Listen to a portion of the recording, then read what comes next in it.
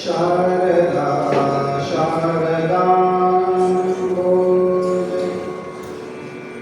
वदना वदना शारदा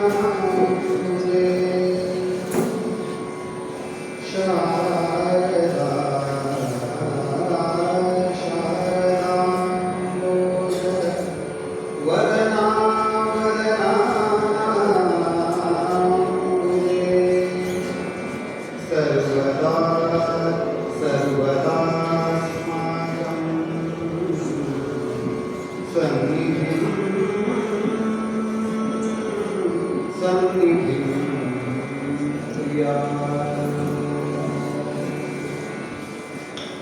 ಎನ್ನ ಮನನಮನ ಸಜ್ಜನರ ಸಭೆಗೆ ತತ್ವಧಾರಾಧನೆಗೆ ಪ್ರಕೃತಿಯ ಭವ್ಯ ಬಗೆಗೆ ಜ್ಞಾನದ ಬೆಳಕಿದ್ದ ಎಲ್ಲ ಗುರುಗಳ ಬಳಿದಾವರೆಗೆ 12ನೇ ಶತಮಾನ ಬಹಳ ವಿಶಿಷ್ಟವಾದಂತಹ ಕಾಲಘಟ್ಟ.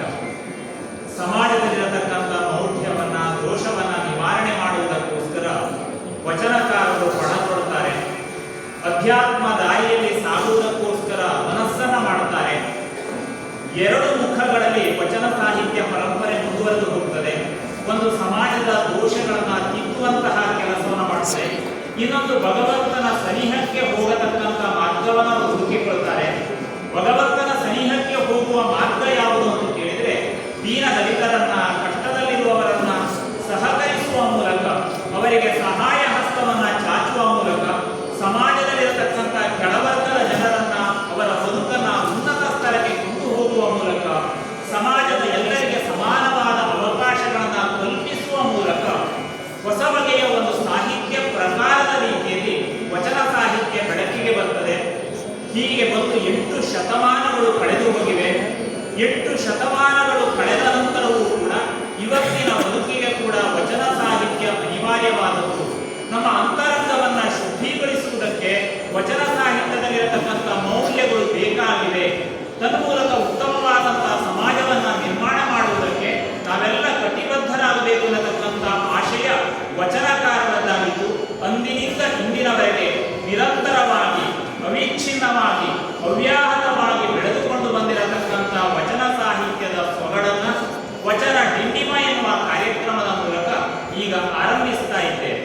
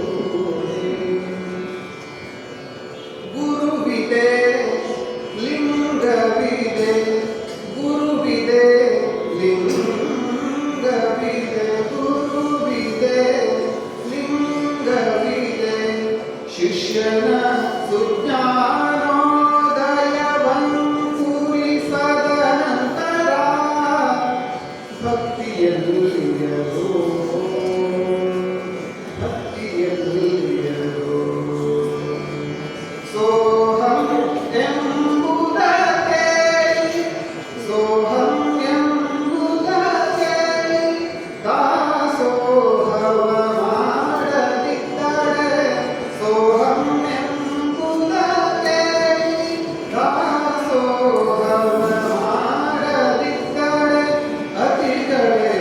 ಗುಹೇಶ್ವರ ಗುಹೇಶ್ವರ ಗುಹೇಶ್ವರ ಗುಹೇಶ್ವರ.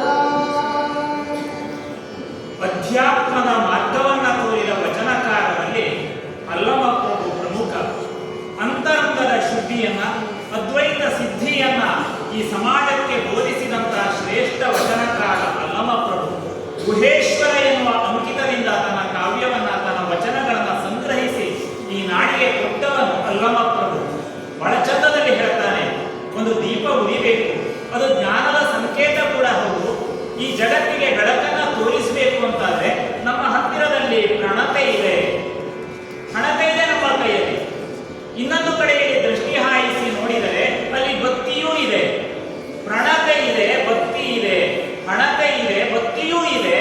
ದೀಪ ಉರಿಯಬಲ್ಲುದೇ. ಆ ಕ್ಷಣದಲ್ಲಿ ದೀಪ ಸಿದ್ಧವಾಗ್ತದ ಅಂತ ಕೇಳಿದ್ರೆ, ತೈಲವಿಲ್ಲದೆ ದೀಪವೆಲ್ಲಿ ಅದು? ಎಣ್ಣೆ ಇಲ್ಲ ಅಂತಾದರೆ ಆ ಭಕ್ತಿಗೆ ಶಕ್ತಿಯನ್ನು ಕೊಡಬಹುದಾದಂತಹ, ದೀಪದ ಕುಡಿಗೆ ಶಕ್ತಿಯನ್ನು ಕೊಡಬಹುದಾದಂತಹ ತೈಲವೇ ಇಲ್ಲದಿದ್ದರೆ ಪ್ರಣತೆಯಿಂದ ಏನು ಪ್ರಯೋಜನ? ಭಕ್ತಿಯಿಂದ ಏನು ಪ್ರಯೋಜನ? ದೇಹವಿದೆ, ಸದಾಕಾಲ ನಾಲಗೆಯನ್ನ ಭಗವಂತ ನುಡಿಯುವುದಕ್ಕೆ ಕೊಟ್ಟಿದ್ದಾನೆ. ಭಗವಂತನನ್ನ ಅಂತರಂಗದಲ್ಲಿ ಕುಳ್ಳಿರಿಸಿಕೊಳ್ಳದೇ ಇದ್ದರೆ ಬದುಕಿನ ಸಾರ್ಥಕ್ಯ ಎಂತದ್ದು? ಎಷ್ಟು ಚಂದದಲ್ಲಿ ಹೇಳ್ತಾರೆ ದೃಷ್ಟಾಂತದ ಮೂಲಕ. ಮತ್ತೊಂದು ಕೊಡ್ತಾನೆ, ಗುರುವಿದೆ, ಲಿಂಗವಿದೆ. ನೋಡಿ, ಜ್ಞಾನದ ಸಂಕೇತವಾಗಿ ಎಲ್ಲರಿಗೆ ಜ್ಞಾನ ಮಾರ್ಗವನ್ನ ಬೋಧಿಸತಕ್ಕಂಥ ಗುರು ನಮ್ಮ ಕಣ್ಣೆದುರಿನಲ್ಲಿ ಇದ್ದಾನೆ. ಪ್ರತಿನಿತ್ಯ ಯಾವುದು ಸರಿ, ಯಾವುದು ತಪ್ಪು ಎಂಬುದನ್ನು ಗುರು ನಮಗೆ ಬೋಧಿಸ್ತಾನೆ. ಸನ್ಮಾರ್ಗದಲ್ಲಿ ಹೋಗುವುದಕ್ಕೆ ದಾರಿಯನ್ನ ತೋರಿಸಿಕೊಡುತ್ತಾನೆ. ಇನ್ನೊಂದು, ಹೋಗಿ ಸೇರಬೇಕಾದಂತಹ ಸ್ಥಳ ಪರಿಶುದ್ಧನಾದಂತಹ ಲಿಂಗದೆಡೆಗೆ, ಭಗವಂತನೆಡೆಗೆ ಎನ್ನುವುದನ್ನು ಆತ ಹೇಳ್ತಾನೆ. ಗುರುವೂ ಇದ್ದಾನೆ, ಲಿಂಗವೂ ಇದೆ. ಆದರೆ ವಿದ್ಯಾರ್ಥಿಯ ಮನಸ್ಸಿನಲ್ಲಿ ಕಲಿಯಬೇಕೆಂಬ ತುಡಿತ ಇಲ್ಲದಿದ್ದರೆ, ಜ್ಞಾನೋದಯವೇ ಆಗದಿದ್ದರೆ, ಜ್ಞಾನವೆಂಬ ಮೊಳಕೆ ಒಡೆಯದಿದ್ದರೆ, ಅಂಕುರಿಸದಿದ್ದರೆ ಅಂತ ಹೇಳ್ತಾನೆ. ಜ್ಞಾನವೆಂಬ ಮೊಳಕೆ ಒಡೆಯದಿದ್ದರೆ ಗುರುವಿನಿಂದ ಏನು ಪ್ರಯೋಜನ? ಲಿಂಗದಿಂದ ಏನು ಪ್ರಯೋಜನ? ಎರಡು ದೃಷ್ಟಾಂತಗಳನ್ನ ಹೇಳಿದ. ಮತ್ತೆ ಮೂರನೆಯ ದೃಷ್ಟಾಂತವನ್ನ ಹೇಳ್ತಾನೆ. ಸೋಹಂ ಎಂಬುದನ್ನು ಅರಿತು ಎಲ್ಲರಲ್ಲಿ ಭಗವಂತನಿದ್ದಾನೆ, ನಾನೇ ಅವನು, ಅವನೇ ನಾನು. ಇದು ಉಪನಿಷತ್ತಿನ ಮಾತು ಕೂಡ ಹೌದು. ಪಂಚಭೂತಗಳಲ್ಲಿ ಒಳಿತನ್ನ ಕಾಣತಕ್ಕಂಥವನು ಮಾತ್ರ ಶ್ರೇಷ್ಠನಾದ ಸಾಧಕ ಅಂತ ಹೇಳಿ ಉಪನಿಷತ್ತು ಏನು ಹೇಳ್ತದೆ ಅದನ್ನ ವಚನಕಾರರು ಒಪ್ಪಿದ್ದಾರೆ. ಎಲ್ಲರೊಳಗೆ ಭಗವಂತನಿದ್ದಾನೆ. ಹಸಿದವನಿಗೆ ಅನ್ನ ಕೊಡುವ ಮೂಲಕ ಆತನ ಹಸಿವು ಇಂಗಿತು ಅಂತಾದ್ರೆ ಭಗವಂತ ತೃಪ್ತನಾಗುತ್ತಾನೆ ಅಂತ ಹೇಳಿ ಉಪನಿಷತ್ತು ಹೇಳಿದೆ. ವಚನಕಾರರು ಅದನ್ನು ಹೇಳ್ತಾರೆ. ಗುಹೇಶ್ವರ ಅಂಕಿತವನ್ನ ಹೊಂದಿದ ಅಲ್ಲಮಪ್ರಭು ಪ್ರಶ್ನೆ ಮಾಡುತ್ತಾನೆ, ಸೋಹಂ ಎಂಬುದನ್ನು ಅರಿತು ಎಲ್ಲರಲ್ಲಿ ಭಗವಂತನಿದ್ದಾನೆ, ಅವನೇ ನಾನು ಎನ್ನುವುದನ್ನು ತಿಳಿದು ಕೂಡ ದಾಸೋಹವ ಮಾಡದಿದ್ದರೆ, ಹಸಿದವನಿಗೆ ನೀವು ಅನ್ನವನ್ನ ಕೊಡಲಿಲ್ಲ ಅಂತ ಆದರೆ ಅತಿಗಳೆವ ಗುಹೇಶ್ವರ, ನಿಮ್ಮ ಅಹಂಕಾರವನ್ನು ಮುರಿಯುತ್ತಾನೆ ಅವನು.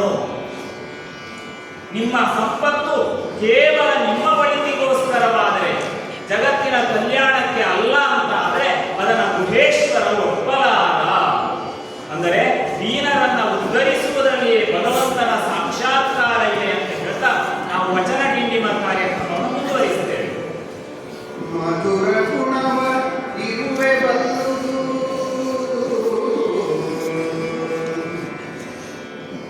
ಮಧುರ ಗುಣವ ಇರುವೆ ಬಲ್ಲುದು, ವೇಳೆಯ ಗುಣವ ಕೋಳಿ ಬಲ್ಲದು,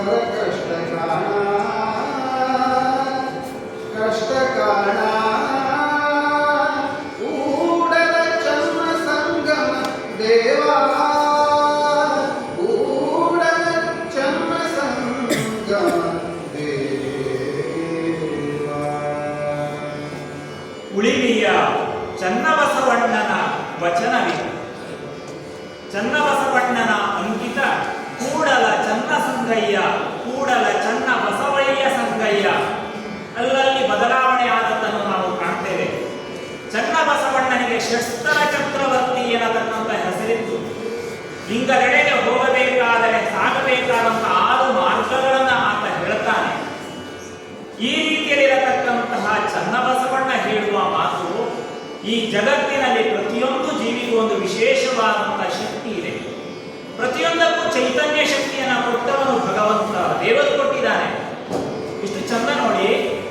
ಇರುವೆಯನ್ನು ನಾವೆಲ್ಲ ಕಂಡಿದ್ದೇವೆ. ನೀವು ಎಲ್ಲೇ ಸಿಹಿಯನ್ನ ಅಡಗಿಸಿ ಇಟ್ಟರೂ ಕೂಡ ಆ ಸಿಹಿ ಇರುವ ಎಡೆಗೆ ಆ ಇರುವೆ ಓಡೋಡಿ ಬರ್ತದೆ. ನೀವು ಮನೆಯಲ್ಲಿ ಪ್ರಯತ್ನ ಮಾಡಿ ನೋಡಿ. ಬೆಲ್ಲದ ಡಬ್ಬಿಯನ್ನು ಮುಚ್ಚಿ ಮೆಣಸಿನ ಹುಡಿಯನ್ನು ಬರೆದಿಟ್ಟು ನೋಡಿ. ನೀವು 2 ದಿವಸ ಬಿಟ್ಟ ನಂತರ ಅಲ್ಲಿ ಇರುವೆ ಇರ್ತದ ಇರುವ. ನೀವು ಹಾಕಿದ ನಾಮಫಲಕವನ್ನು ಅದು ನೋಡುವುದಿಲ್ಲ. ಎಲ್ಲಿ ಸಿಹಿ ಇದೆ ಎನ್ನುವುದನ್ನು ಇರುವೆ ಸೂಕ್ಷ್ಮವಾಗಿ ಗಮನಿಸುವ ಶಕ್ತಿಯನ್ನು ಆ ದೇವರು ಅದಕ್ಕೆ ಕೊಟ್ಟಿದ್ದಾನೆ.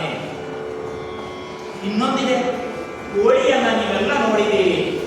ಕೋಳಿಗೆ ಎಂತಹ ಶಕ್ತಿ ಇದೆ ಅಂತ ಕೇಳಿದ್ರೆ, ನಾವೆಲ್ಲ ಏಳುವುದಕ್ಕಿಂತ ಮೊದಲೇ ಬೆಳಗಾಯಿತು ಅಂತ ಹೇಳಿ ಇಡೀ ಜಗತ್ತನ್ನ ಕೂಗಿ ಕರೆಯುತ್ತದೆ. ಅದು ಸೂರ್ಯನ ಉದಯಕ್ಕೆ ಕಾಯುವುದಿಲ್ಲ.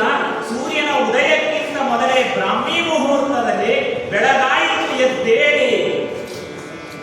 ಈ ಹೊತ್ತಿನ ಸಮಯದ ಅರಿವನ್ನ ಕೋಳಿಗೆ ಮೂಡಿಸಿದವರಾರು. ಇದು ವಿಶಿಷ್ಟವಲ್ಲವೇ?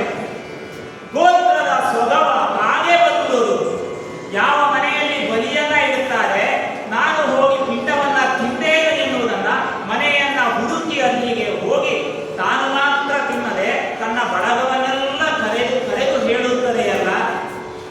ಈ ಗೋತ್ರದ ಸೊಗವ, ಗೋತ್ರದ ಸುಖವ ಕಾಗೆಗೆ ಹೇಳಿದವರು ಯಾರು? ಇರುವೆ ಸಿಹಿಯನ್ನ ಬಲ್ಲುದು, ಕೋಳಿ ಕಾಲವನ್ನ ಬಲ್ಲುದು, ಕಾಗೆ ಗೋತ್ರವನ್ನ ಬಲ್ಲುದು. ಆದರೆ ಇವೆಲ್ಲಕ್ಕಿಂತ ವಿಶಿಷ್ಟವಾದ ಶಕ್ತಿಯನ್ನು ಹೊಂದಿದ ನರ ಮಾನವ. ಅದು ಶರಣನು ಬರುವಂಥದ್ದನ್ನೇ ಅರಿಯುವುದಿಲ್ಲವಲ್ಲ. ಬಂದವನು ಯಾರು? ಶಿವಭಕ್ತ. ಶಿವಭಕ್ತನು ಬರುತ್ತಿದ್ದಾನೆ ತನ್ನಲ್ಲಿ ಬೇಡದು ಅಂತ ಹೇಳಿ ಅವನಿಗೆ ಸಹಾಯವನ್ನೇ ಮಾಡುವುದಿಲ್ಲ. ಕಷ್ಟದಲ್ಲಿರುವವರಿಗೆ ಸಹಾಯ ಮಾಡಬೇಕೆನ್ನುವುದನ್ನೇ ಆತ ಮರೆತು ಬಿಟ್ಟಿದ್ದಾನೆ. ಇರುವೆ, ಕೋಳಿ, ಕಾಗೆಗಿಂತಲೂ ಕೀಳಾಗದಲ್ಲ ಕೂಡಲ ಚನ್ನ ಸಂಗಯ್ಯ ಏನು ಹೇಳುವುದು? ಈ ರೀತಿಯಲ್ಲಿ ಚನ್ನಬಸವಣ್ಣ ಪ್ರಶ್ನೆ ಮಾಡ್ತಾ ಮುಂದೆ ಹೇಳ್ತಾನೆ,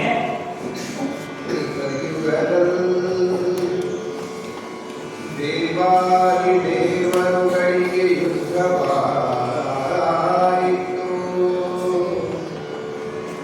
ಕೃತಯುಗದಲ್ಲಿ ದೇವಾದಿ ದೇವತೆಗಳಿಗೆ ಯುದ್ಧವಾಯಿತು. ತ್ರೇತಾಯುಗದಲ್ಲಿ ರಾಮ ರಾವಣರಿಗೆ ಯುದ್ಧವಾಯಿತು. ತ್ರೇತಾಯುಗದಲ್ಲಿ ರಾಮ ರಾವಣರಿಗೆ ಯುದ್ಧವಾಯಿತು. ದ್ವಾಪರದಲ್ಲಿ ಕೌರವ ಪಾಂಡವರಿಗೆ ಯುದ್ಧವಾಯಿತು. ಕಲಿಯುಗದಲ್ಲಿ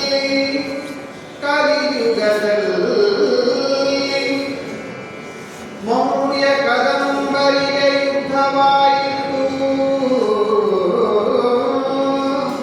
ಕಲಿಯುಗದಲ್ಲಿ ಮೌರ್ಯ ಕದಂಬರಿಗೆ ಯುದ್ಧವಾಯಿತು. ಇಂದು ಅನಂತ ಯುದ್ಧಗಳಲ್ಲಿ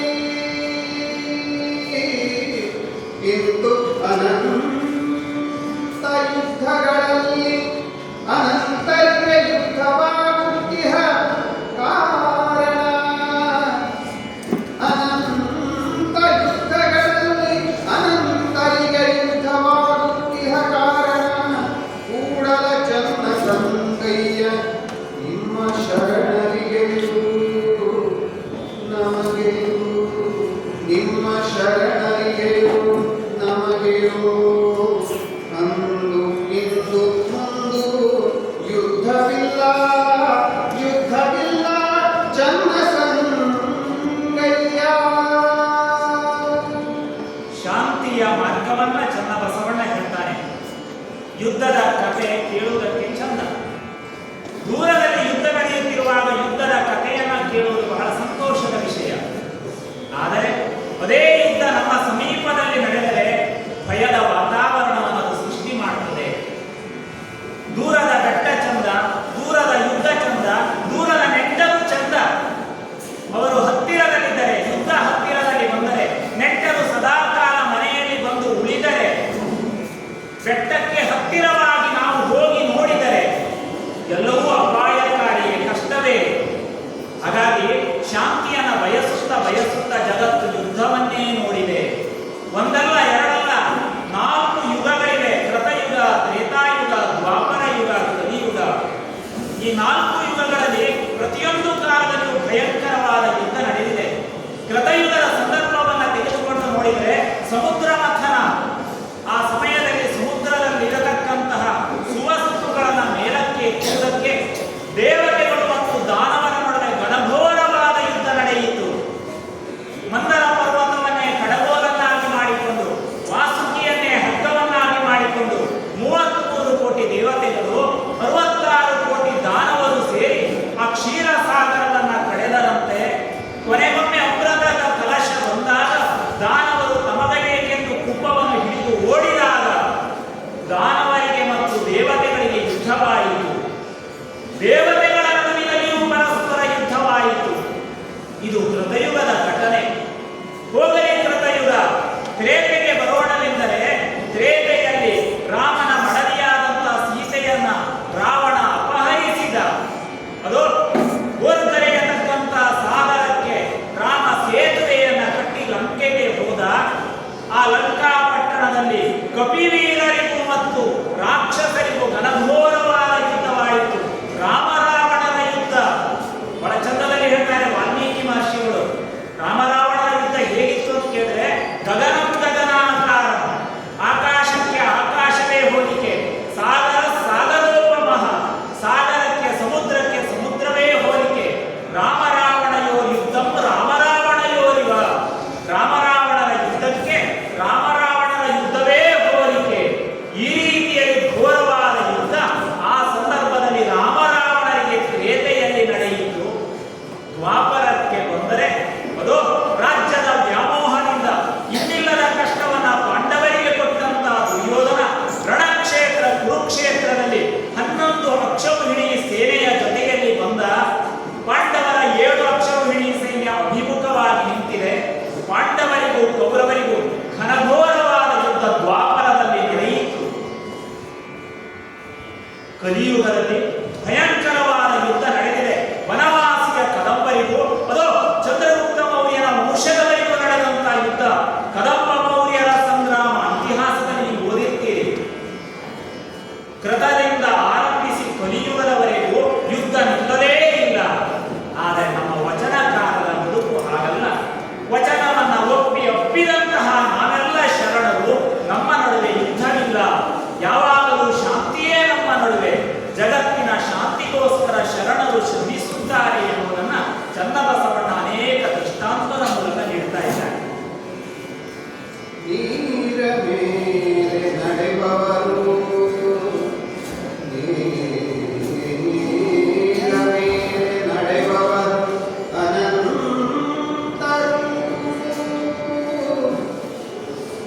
ಖೇಚರರಾಗಿ ನಡೆಬವರು ಅನಂತರು. ಕಪಿಲ ಸಿದ್ಧ ಮಲ್ಲಿಕಾರ್ಜುನ,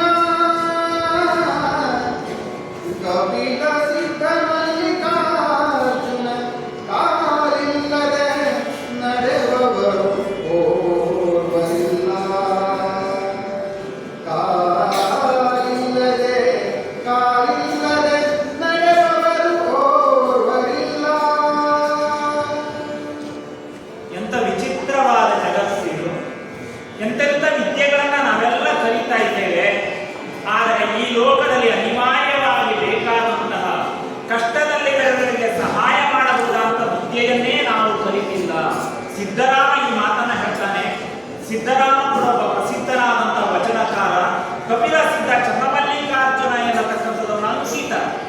ಸಿದ್ದರಾಮ ಹೇಳ್ತಾನೆ, ಎಂತೆಂಥ ವಿದ್ಯೆಗಳನ್ನ ಕಲಿತವರಿದ್ದಾರೆ. ಜಲದ ಮೇಲೆ ನಡೆಯುವವರ ಕಂಡೆ, ನೀರಿನ ಮೇಲೆ ಯಾವುದೇ ಸಹಾಯ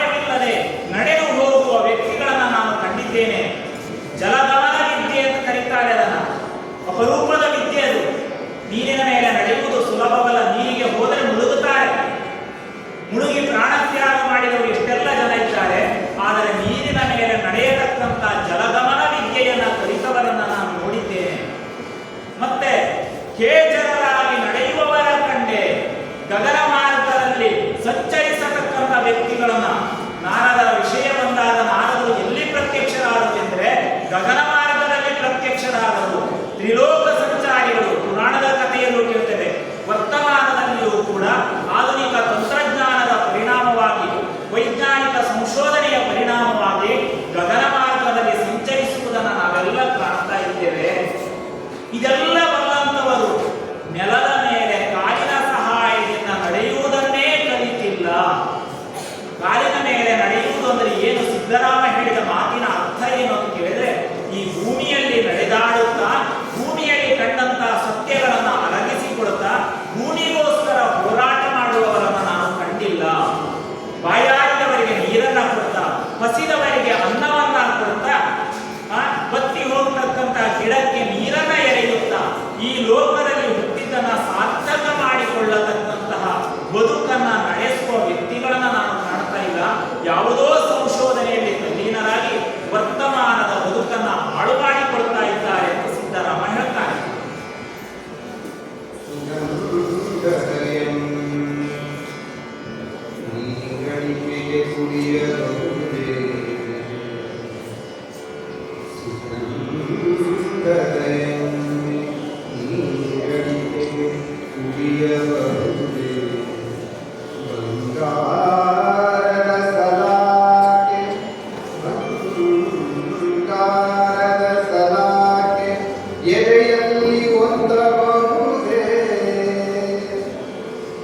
ವಜ್ರದ ತುಂಡು ತಿನ್ನಬಹುದೇ,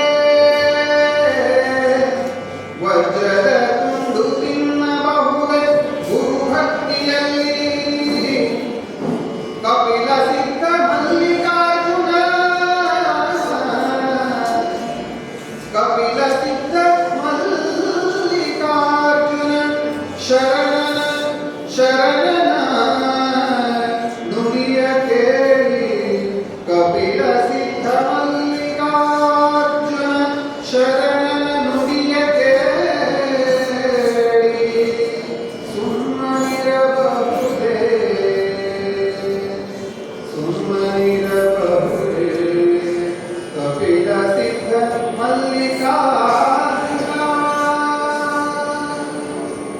ಸಿದ್ದರಾಮನ ಇನ್ನೊಂದು ವಚನ ಇದು ಮಕ್ಕಳೇ. ತುಂಬಾ ಬಾಯಾರಿಕೆ ಆಗಿದೆ, ಏನ್ ಕುಡಿತೀರಿ? ಏನ್ ಬೇಕು ಕುಡಿಲಿಕ್ಕೆ? ನೀರು ಬೇಕು. ಅದೇ ಸುಗಂಧದ ಎಣ್ಣೆಯನ್ನ ಕುಡಿಯುವುದಕ್ಕೆ ಕೊಟ್ಟರೆ, ಸುಗಂಧದ ಎಣ್ಣೆ ಮೂಗಿಗೆ ಹಿತವನ್ನು ಉಂಟು ಮಾಡುತ್ತದೆ, ಗಂಟಲಿನ ಬಾಯಾರಿಕೆಯನ್ನು ಅದು ನಿವಾರಣೆ ಮಾಡುವುದಿಲ್ಲ. ಬಾಯಾರಿಕೆಯಾದವನಿಗೆ ಸುಗಂಧದ ಎಣ್ಣೆಯನ್ನ ತಂದು ಕೊಟ್ಟರೆ ಕುಡಿದು ಬಾಯಾರಿಕೆಯನ್ನು ನಿವಾರಣೆ ಮಾಡಲು ಸಾಧ್ಯವೇ? ಇಲ್ಲ, ನೀರೇ ಬೇಕು. ಬಂಗಾರದ ಸಲಾಕೆಯನ್ನ ಕೊಟ್ಟಿದ್ದಾರೆ. ಬಂಗಾರದ ಸಲಾಕೆ ಸಿಕ್ಕಿದರೆ ಆಭರಣ ಮಾಡಿ ಮೈಯಲ್ಲಿ ತೊಟ್ಟುಕೊಳ್ಳಬಹುದು. ಬಂಗಾರದ ಸಲಾಕೆ ಎಂದು ಎದೆಯಲ್ಲಿ ಇರಿದುಕೊಳ್ಳಲು ಸಾಧ್ಯವೇ? ನೋವನ್ನೇ ಉಂಟು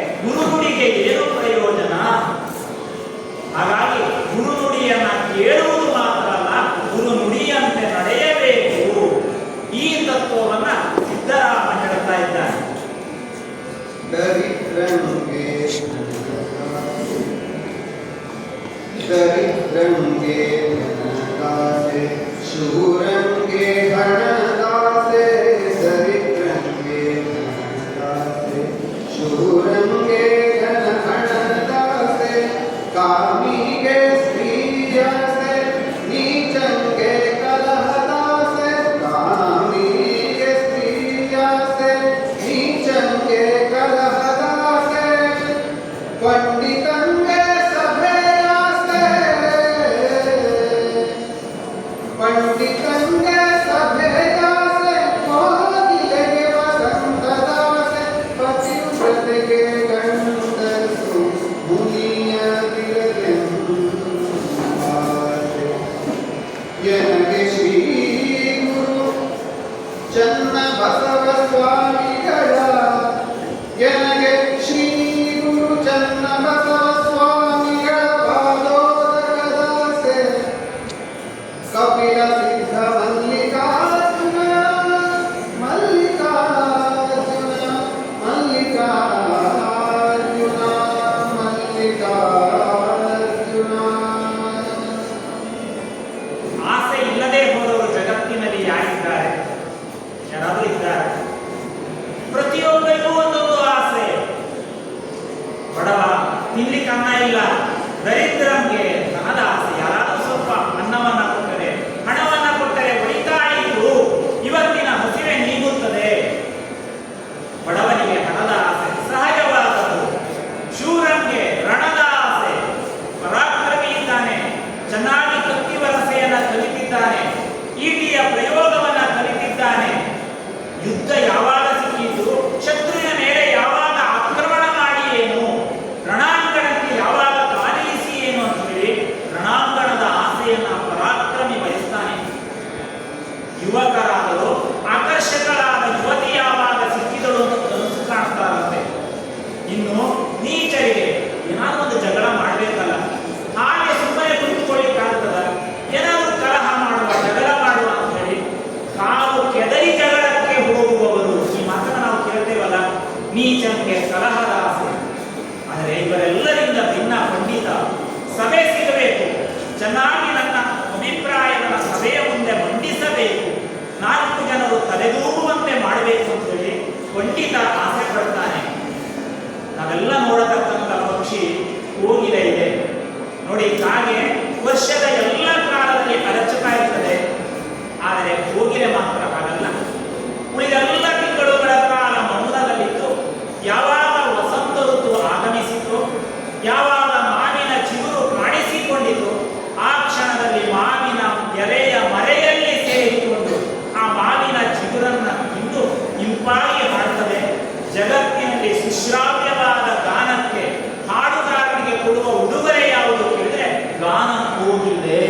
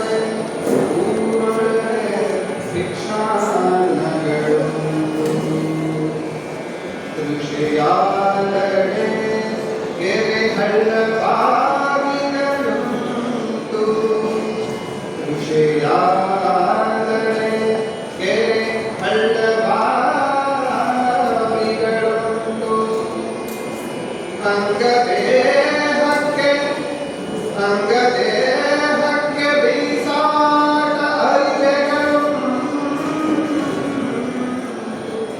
ಅಂಗ ಶೀತಕ್ಕೆ ಬೀಸಾಟ ಅರಿವೆಗಳು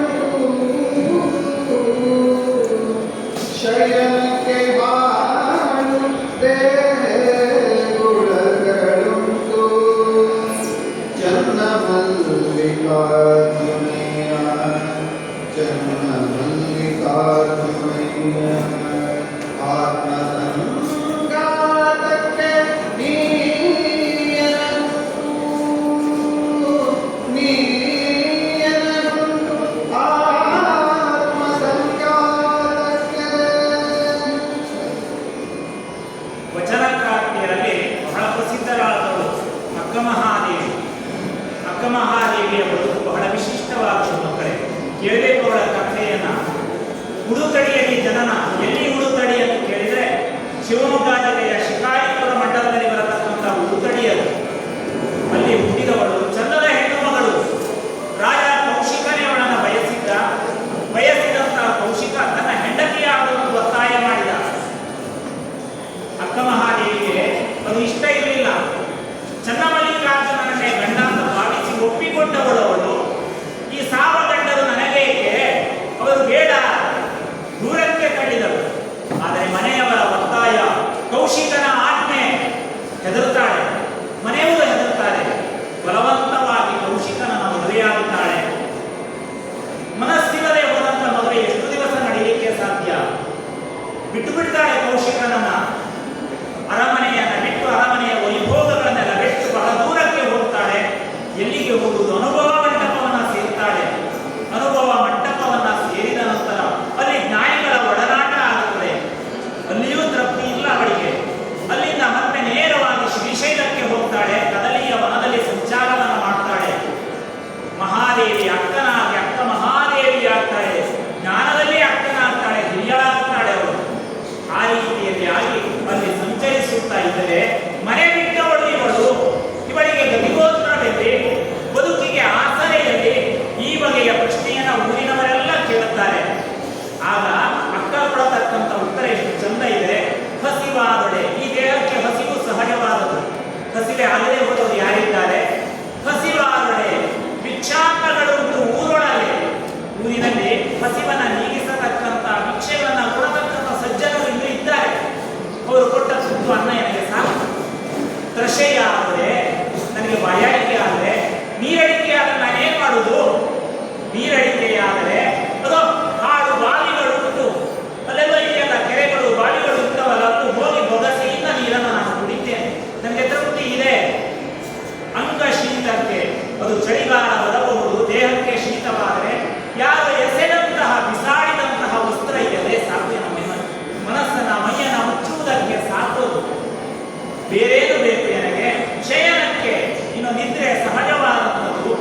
ನಿದ್ರೆ ಎಲ್ಲಿ ಮಾಡುವುದಂತ ಕೇಳಿದ್ರೆ ಅದೋ ಧರ್ಮಶಾಲೆಯಲ್ಲಿ, ಹಾಡು ಕೊಪ್ಪೆಯಲ್ಲಿ, ಬಟ್ಟೆಯ ಅಡಿಯಲ್ಲಿ, ದೇಗುಲಗಳಲ್ಲಿ ಸಿಕ್ಕಿದಲ್ಲಿ ಮಾಡಬಲ್ಲೆ. ಆದರೆ ಎನ್ನ ಜೊತೆಯಲ್ಲೇ ಚನ್ನಮಲ್ಲಿಕಾರ್ಜುನನಿರುವಾಗ, ಆತ್ಮ ಸಂಗಾತನಾಗಿರುವಾಗ ಬೇರೆಯದಕ್ಕೆ ನಾನೇಕೆ ಚಿಂತೆ ಮಾಡಲಿ?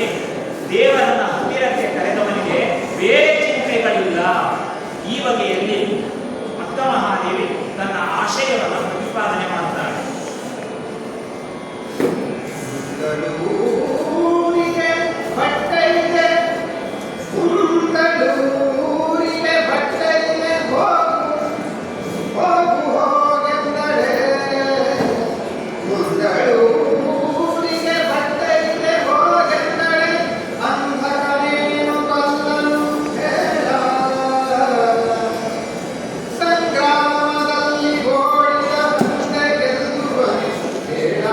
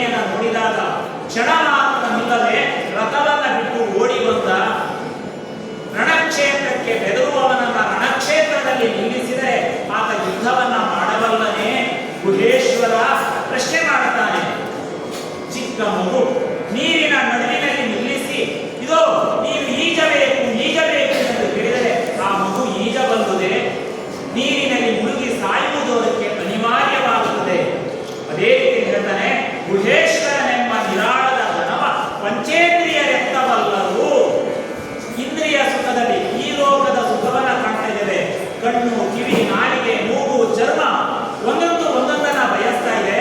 ಸದಾಕಾಲ ಇಂದ್ರಿಯ ಸುಖದಲ್ಲಿ ಸುಖವನ್ನೇ ಬಯಸುತ್ತಿರತಕ್ಕಂಥ ನಾವು ಭಗವಂತನ ದಾರಿಯನ್ನ, ಗುಹೇಶ್ವರ ಲಿಂಗವನ್ನ ಸೇರುವಂತೆ ಹೇಳಿದ್ರೆ ಈ ಜನರು ಸೇರವಲ್ಲದೆ. ಇಂದ್ರಿಯ ಸುಖವನ್ನ ದೂರ ಇರಿಸಬೇಕು, ಧ್ಯಾನ ಮಾಡಬೇಕು, ಸ್ವಲ್ಪ ಕಾಲ ಆತನನ್ನ ಸ್ಮರಿಸಬೇಕು, ಶರಣನಾಗಬೇಕು. ಆಗ ಮಾತ್ರ ಲಿಂಗವನ್ನ, ಗುಹೇಶ್ವರನನ್ನ ಸೇರಲಿಕ್ಕೆ ಸಾಧ್ಯ. ಈ ಘನತತ್ವವನ್ನ ದೃಷ್ಟಾಂತದ ಮೂಲಕ ಅಲ್ಲಮಪ್ರಭು ಹೇಳ್ತಾರೆ.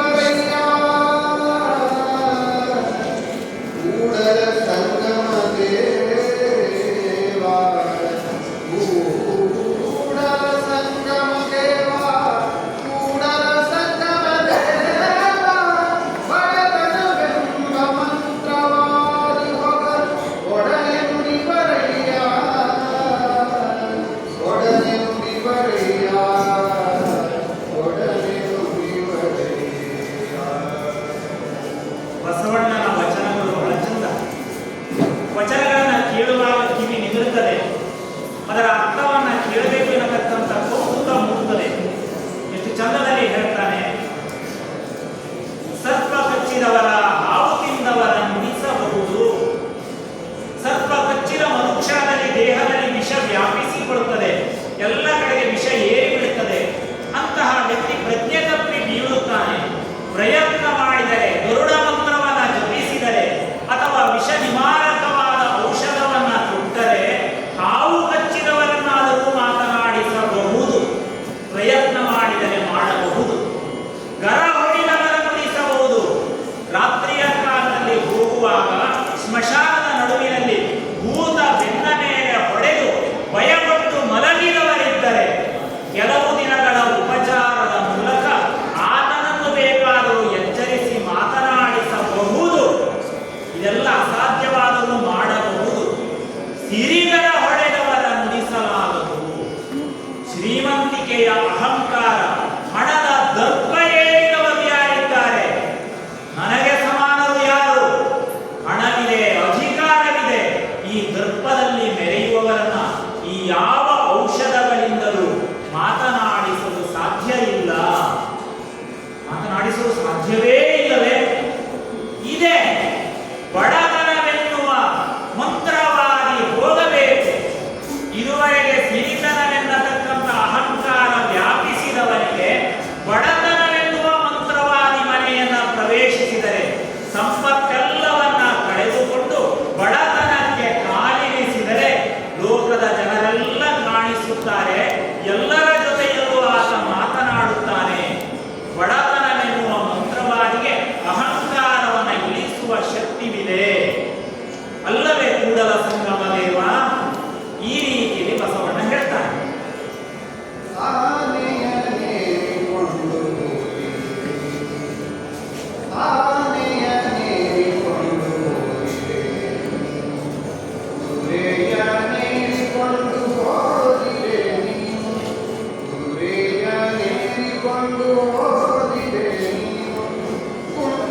ಕಸ್ತೂರಿಯ ಕೂಸಿಕೊಂಡು ಹೋದಿರೆ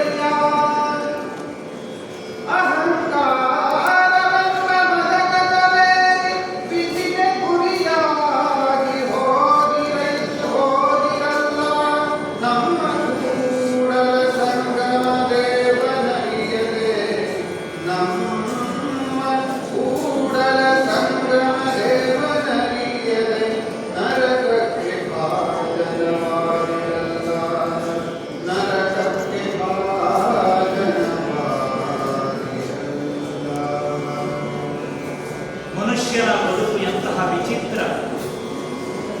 ದೇಹದಲ್ಲಿ ಪ್ರಾಣ ಇರುವಾಗ, ಶಕ್ತಿ ಇರುವಾಗ ಆನೆಯನ್ನೇರಿ ಮೆರೆಯುತ್ತಾನೆ. ಸರಿ, ಕುದುರೆಯನ್ನೇರಿ ಮೆರೆಯುತ್ತಾನೆ. ಸರಿ, ಕಸ್ತೂರಿ ಕುಂಕುಮ ಮೈಗೆ ಲೇಪಿಸಿಕೊಂಡು ಮೆರೆಯುತ್ತಾನೆ. ಇದು ಸರಿ. ಆದರೆ ಹೋಗುವಾಗ ಯಾವಾಗ ಮೃತ್ಯು ಬಾಧಿಸಿತು, ವಯಸ್ಸಾಗಿ ಮುದಿತನವನ್ನ ದಾಟಿ ಮೃತ್ಯುವಿನ ಕಡೆಗೆ ಹೋಗುವಾಗ ಆನೆಯನ್ನೇರಿ ಹೋದವರ ಕಂಡಿರ? ಆ ಸಮಯದಲ್ಲಿ ಆನೆಯನ್ನು ಏರಿ ಹೋದವರು ಯಾರಾದರೂ ಇದ್ದಾರ? ಕುದುರೆಯನ್ನೇರಿ ಹೋದವರು ಯಾರಾದರೂ ಇದ್ದಾರ? ಆ ಸಮಯದಲ್ಲಿ ಕಸ್ತೂರಿಯನ್ನ, ಸುಗಂಧ ದ್ರವ್ಯಗಳನ್ನು ಲೇಪಿಸಿಕೊಂಡು ಹೋದವರು ಯಾರು ಇದ್ದಾರೆ? ಮೃತ್ಯುವಿಗೆ ಶರಣಾಗುವಾಗ ವೈಭೋಗದ ವಸ್ತುಗಳು ಜೊತೆಗೆ ಬರುವುದಿಲ್ಲ. ಆಗ ಕಾಯುವವನು ಕೂಡಲ ಸಂಗಮ ದೇವ ಮಾತ್ರ. ಆನೆಯ ನೇರಿ ಮೃತ್ಯು ಲೋಕವ ಸೇರಿದವರಿಲ್ಲ, ಕುದುರೆಯ ನೇರಿ ಯಮನ ಬಳಿಗೆ ಹೋದವರಿಲ್ಲ, ಕಸ್ತೂರಿಯನ್ನು ಲೇಪಿಸಿಕೊಂಡು ವೈಕುಂಠವ ಸೇರಿದವರಿಲ್ಲ. ಕೂಡಲ ಸಂಗಮ ದೇವನ ಬಳಿಗೆ ಹೋಗುವವರು ಸನ್ಮಾರ್ಗದಲ್ಲಿ ಆತನನ್ನ ನೆನೆದು ಸಾಗಿದರೆ ಆತನೇ ಒಲಿಯುವನು. ಈ ಬಗೆಯಲ್ಲಿ ದೃಷ್ಟಾಂತದ ಮೂಲಕ ಬಸವಣ್ಣ ಹೇಳುತ್ತಾನೆ. ಹರಿದ ಕೋಣಿಯಲೊಬ್ಬ ಕಳವೆಯ ತುಂಬಿದ, ಹರಿದ ಕೋಣಿಯಲೊಬ್ಬ ಕಳವೆಯ ತುಂಬಿದ, ಇವಳೆಲ್ಲ ನಡೆದನ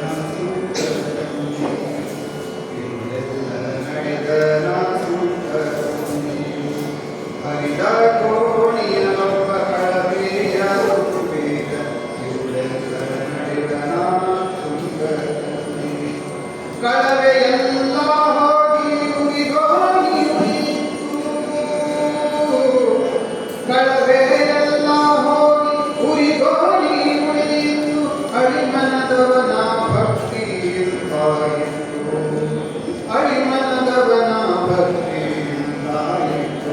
ರಾಮನಾಥ ರಾಮನಾಥ ರಾಮನಾಥ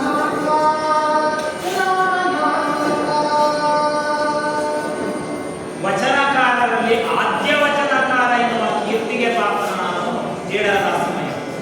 1140ರ ಕಾಲಘಟ್ಟದಲ್ಲಿ ಇದ್ದವನು ಅಪೂರ್ವವಾದಂತಹ ದೃಷ್ಟಾಂತದ ಮೂಲಕ ವಚನವನ್ನು ಕಟ್ಟಿದ್ದಾನೆ. ಒಂದೊಂದು ವಚನದಲ್ಲಿ ಒಂದೊಂದು ಬಗೆಯ ಕಥೆ ಇದೆ ಮಕ್ಕಳೇ. ಎಷ್ಟು ಚಂದದ ಕಥೆ ಇದೆ ನೋಡಿ.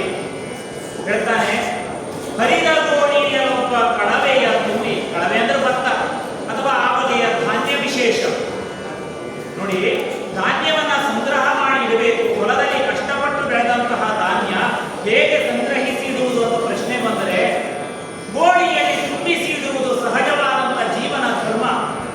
ತುಂಬಿಸಿದ ಎಂತಹ ಗೋಣಿ ಅಂತ ಕೇಳಿದ್ರೆ, ಹರಿದ ಗೋಣಿಯಲ್ಲೊಬ್ಬ ಕಳವೆಯ ತುಂಬಿದ. ಭತ್ತವನ್ನ ಈ ಕಡೆಯಲ್ಲಿ ತುಂಬುತ್ತಾ ಇದ್ದಾನೆ. ತುಂಬುತ್ತಾ ಇದ್ರೆ ಆ ಕಡೆಯಲ್ಲಿ ದೊಡ್ಡದಾದಂತಹ ಚೀಲದ ಹರಿದ ಭಾಗ ಇಲ್ಲಿ ತುಂಬಿದ್ದೆಲ್ಲ ಅಲ್ಲಿ ಚೆಲ್ಲುತ್ತಾ ಇದೆ. ತುಂಬುವಾಗಲೇ ಎಚ್ಚರ ಇಲ್ಲ ಅವನಿಗೆ. ಹರಿದ ಗೋಣಿಯಲ್ಲೊಬ್ಬ ಕಳವೆಯ ತುಂಬಿದ. ಚೀಲಕ್ಕೆ ಗಂಟು ಹಾಕಿದ ಮೇಲು ಭಾಗದಲ್ಲಿ ಇರುಳೆಲ್ಲ ನಡೆದನ ಸಂಘದಲ್ಲಿ ಗಂಟನ್ನ ಹೊತ್ತುಕೊಂಡು ಮಾರುಕಟ್ಟೆಗೆ ಮಾರುವುದಕ್ಕೆ ಅಂತ ಹೊರಟಿದ್ದಾನೆ. ಹೊರಟ ಕಾಲ ಯಾವುದು ಕೇಳಿದ್ರೆ ರಾತ್ರಿಯ ಕಾಲದಲ್ಲಿ. ಯಾಕೆ ರಾತ್ರಿಯ ಕಾಲದಲ್ಲಿ ಹೊರಟ ಅಂತ ಕೇಳಿದ್ರೆ, ಹಗಲಿನಲ್ಲಿ ಹೋದರೆ ಸುಂಕದವರು, ತೆರಿಗೆಯವರು ಅಡ್ಡಗಟ್ಟುತ್ತಾರೆ. ಚೀಲಕ್ಕೆ ಇಷ್ಟು ತೆರಿಗೆ ಕೊಡಲೇಬೇಕು. ತೆರಿಗೆಯನ್ನು ಉಳಿಸುವುದಕ್ಕೋಸ್ಕರ ಸುಂಕಕ್ಕೆ ಹೆದರಿ ರಾತ್ರಿಯ ಕಾಲದಲ್ಲಿ ಪ್ರಯಾಣ ಮಾಡಿದ. ಬೆಳಗಾಗುವಾಗ ಮಾರುಕಟ್ಟೆಯನ್ನ ತಲುಪಿದ. ಅಲ್ಲಿ ಹೋಗಿ ಮಾರುವುದಕ್ಕೆ ಅಂತ ಕಳವೆಯನ್ನ ನೋಡಿದರೆ ಕಳವೆಯೆಲ್ಲ ಹೋಗಿ ಬರೀ ಗೋಡಿ ಉಳಿಯಿತ್ತು. ರಾಮನಾಥ ಅಳಿಮನದವನ ಭಕ್ತಿಯಿಂದ ಇತ್ತು ಕಾಣ. ನೋಡಿ, ಭಕ್ತಿಯೇ ಇಲ್ಲ, ಏಕಾಗ್ರತೆ ಇಲ್ಲ, ಶಿವನ ಧ್ಯಾನವನ್ನ ಮಾಡಲಿಲ್ಲ, ರಾಮನಾಥನ ಸ್ತುತಿಯನ್ನ ಮಾಡಲಿಲ್ಲ. ಸ್ತುತಿಯನ್ನ ಮಾಡದೆಯೇ ಶಿವನ ಒಲುಮೆ ಬೇಕು ಅಂತ ಬಯಸುವಂತವರ ಸ್ಥಿತಿ ಹೀಗೆಯೇ ಆಗುತ್ತದೆ. ಹರಿದ ಗೋಣಿಯಲ್ಲಿ ಪಂಚೇಂದ್ರಿಯಗಳ ಸುಖದಲ್ಲಿ ಮೈಮರೆತಂತಹ ವ್ಯಕ್ತಿ ದೇವರ ಧ್ಯಾನ ಎನ್ನುವುದು ಕೇವಲ ನಾಟಕ ಹೊರತು ಅದರಿಂದ ಮಿಗಿಲಾದದ್ದು ಅಲ್ಲ. ದೃಷ್ಟಾಂತದ ಮೂಲಕ ಜೀವನದ ಸತ್ಯ ದರ್ಶನ ಮಾಡಿಸ್ತಾನೆ. ಅಲ್ಲ ಮಕ್ಕಳು, ಅಲ್ಲ ಜೇಡರದಾಸಮಯ್ಯ. ವಚನದಲ್ಲಿ ನಾಮಾಮೃತ ತುಂಬಿ, ವಚನದಲ್ಲಿ ನಾಮಾಮೃತ ತುಂಬಿ,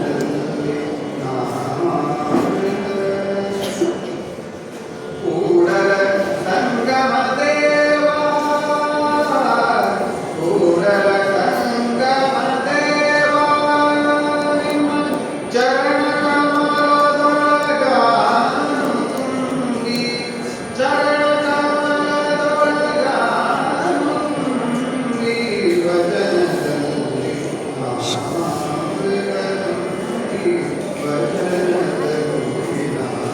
ನಾಮಾಮೃತ ನಾಮಾಮೃತ ತುಂಬಿ. ದೇವರ ಸಾಕ್ಷಾತ್ಕಾರ ಆಗಬೇಕು ಅಂದ್ರೆ ಹೇಗಿರಬೇಕು ಅಂತ ಹೇಳಿ ಬಸವಣ್ಣ ಹೇಳ್ತಾನೆ. ವಚನದಲ್ಲಿ ನಾಮಾಮೃತ ತುಂಬಿ ದೇವರು ನಮಗೆ ಚಂದದ ನಾಲಿಗೆ ಕೊಟ್ಟಿದ್ದಾನೆ. ಈ ನಾಲಿಗೆಯನ್ನ ಒಳಿತಿನ ವಿಷಯಗಳನ್ನ ಹೇಳುವುದಕ್ಕೂ ಬಳಸಬಹುದು, ಇನ್ನೊಬ್ಬರನ್ನ ನಿಂದಿಸುವುದಕ್ಕೂ ಬಳಸಬಹುದು. ಯಾವಾಗ ನಮ್ಮ ನಾಲಿಗೆಯಲ್ಲಿ ಭಗವಂತನ ನಾಮಸ್ಮರಣೆ ಇರುತ್ತದೆ, ನಾಮಾಮೃತ ಬರೇ ನಾಮ ಅಲ್ಲ, ನಾಮವೆನ್ನುವ ಅಮೃತ, ಜೀವಶಕ್ತಿಯನ್ನು ನೀಡತಕ್ಕಂಥ ಅಮೃತ ಸುದೇ ಯಾವಾಗ ಇರುತ್ತದೆಯೋ ಆಗ ವಚನದಲ್ಲಿ ನಾಮಾಮೃತ ತುಂಬಿದೆ. ಕೂಡಲ ಸಂಗಮ ದೇವನ ಹೆಸರು ಸದಾಕಾಲ ನನ್ನ ನಾಲಿಗೆಯಲ್ಲಿ ಇದೆ. ನಯನದಲ್ಲಿ ಕಣ್ಣು ತೆರೆದರೆ ಕಣ್ಣು ಮುಚ್ಚಿದರೆ ಸಾಕು, ಕಣ್ಣೆದುರಿನಲ್ಲಿ ಕೂಡಲ ಸಂಗಮ ದೇವನೇ ಕಾಣಿಸಿಕೊಳ್ತಾನೆ. ನಿನ್ನ ಮೂರ್ತಿ ಇದೆ. ಮನದಲ್ಲಿ ನನ್ನ ಮನಸ್ಸು ಏನು ಅಂತ ಕೇಳಿದ್ರೆ ನಿನ್ನ ನೆನಪಿಗೋಸ್ಕರ ಹಾತೊರೀತಾ ಇದೆ. ಕೂಡಲ ಸಂಗಮ ದೇವನ ನೆನಪನ್ನ ಬಿಟ್ಟು ನಾನು ಇರಲಾರೆ. ಕಿವಿಯಲ್ಲಿ ನನ್ನ ಕಿವಿಯಿಂದ ಏನು ಅಂತ ಕೇಳಿದ್ರೆ ಕೂಡಲ ಸಂಗಮನ ಕೀರ್ತಿ ಯಶಸ್ಸಿನ ಗಾಥೆ ಮಾತ್ರ ನನಗೆ ಕೇಳಿಸುತ್ತಿದೆ, ಬೇರೇನೂ ಇಲ್ಲ. ಹಾಗಾದರೆ ಕೂಡಲ ಸಂಗಮ ದೇವ ನಿಮ್ಮ ಚರಣ ಕಮಲಗಳು ನಾನು ಸೇರಿ ಹೋದೆ. ಈ ಬಗೆಯಲ್ಲಿ ನನ್ನ ಇಂದ್ರಿಯಗಳೆಲ್ಲ ನಿನ್ನನ್ನೇ ಪರಿತಪಿಸುತ್ತಿರುವಾಗ, ನಿನಗೋಸ್ಕರ ಹಂಬಲಿಸುತ್ತಿರುವಾಗ ನಿನ್ನ ಚರಣ ಕಮಲದಲ್ಲಿ ನಾನು ಸೇರಿ ಹೋಗುತ್ತೇನೆ. ಕೂಡಲ ಸಂಗಮ ದೇವ ಬೇರೆಯಲ್ಲ, ಬಸವಣ್ಣ ಬೇರೆಯಲ್ಲ, ಅದ್ವೈತವನ್ನ ಸಾರ್ತಾನೆ. ಎರಡು ಒಂದಾಗತಕ್ಕಂಥ ಭಕ್ತ ಮತ್ತು ಭಗವಂತ ಒಂದಾಗುವ ಸ್ಥಿತಿಯನ್ನ ಈ ವಚನದ ಮೂಲಕ ಹೇಳ್ತಾನೆ. ಇನ್ನೊಂದು ವಚನದ ಮೂಲಕ ನಮ್ಮ ಈ ಕಾರ್ಯಕ್ರಮವನ್ನು ಮುಕ್ತಾಯ ಮಾಡ್ತೇವೆ.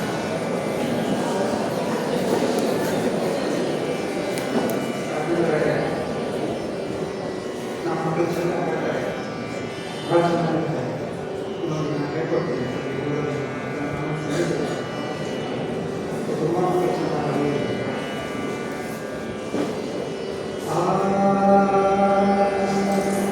ಹಾಡಿ.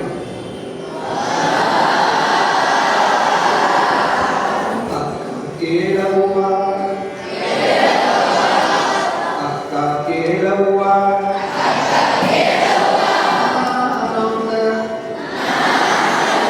ಕನಸ ಕಂಡೆ ಅಕ್ಕ ಕೇಳವ್ವ ಕನಸ ಕಂಡೆ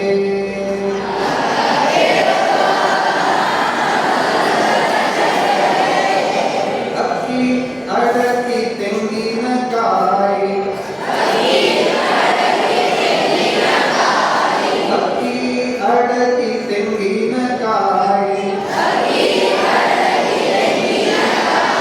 ಕಂಡೆ ನವ್ವ ಕಂಡೆ ನವ್ವ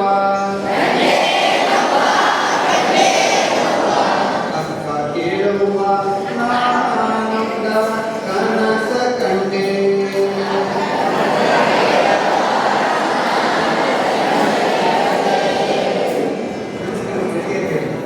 ಚಿಕ್ಕ ಚಿಕ್ಕ ಜಡೆಗಳ ಸುಳಿಪಲ್ಲ ಗೌರವನು